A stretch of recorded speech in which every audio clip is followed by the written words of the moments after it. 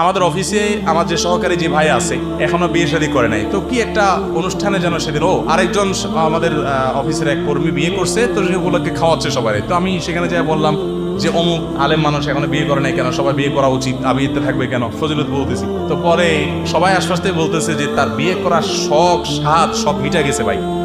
কেন, কি সমস্যা হয়েছে? ছেঁকা টাকা খাইছি না কোনো, কেন বিয়ের স্বাদ মিটে গেল? তো বলেন না ছেঁকা টাকা খাই নাই, সমস্যা হয়েছে।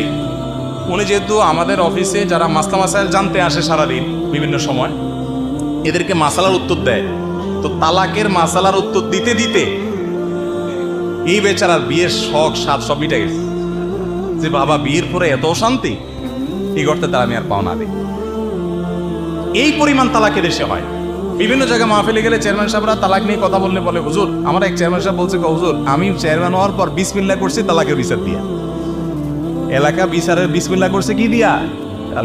মৌলবাদের এক চেয়ারম্যান বলছে আরেক চেয়ারম্যান, উনি বলতেছে ভাই 10 দিন না 15 দিন হয়েছে দায়িত্ব বুঝা পাইছি, 25টা শুধু তালাকের বিচার করছে, বিশ্বনাথের 25টা করছে।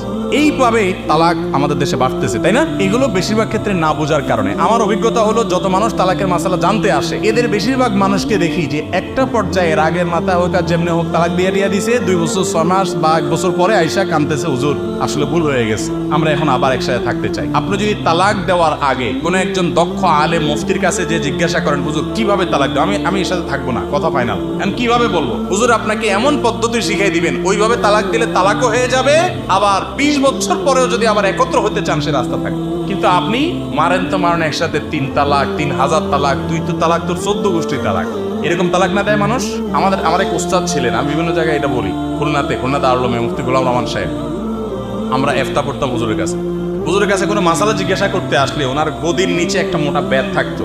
নর্মাল মাসালা জিজ্ঞাসা করতে আসলে নামাজ রোজা হজ যাকাত ঠিক আছে দিয়ে দিত। যদি তালাকের মাসালা জিজ্ঞাসা করতে আসতো তো মাসালা টাসালা শোনা পরে আগে ব্যাত নিয়ে দোমা একটা পিড়া হইতো, এরপরে পিড়া উনি হাঁপায় উঠলে এরপরে বলতেন বল এবার কামার বুঝা পাস না কিছু হইলে যা বলে তালাক মারস না, এটা পিড়া দিতেন।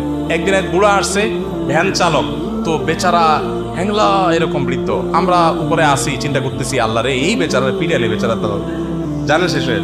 তো সৌভাগ্যক্রমে হুজুর তার রুমে ছিলেন না, বেদ সাথে ছিল না, হুজুর মাঠে দাঁড়ায় আছেন শীতের দিন। তো আমরা বললাম ও যে মাঠে দাঁড়াইছে ওই লোকটা হলো প্রধান মুফতি, ওনার কাছে যান।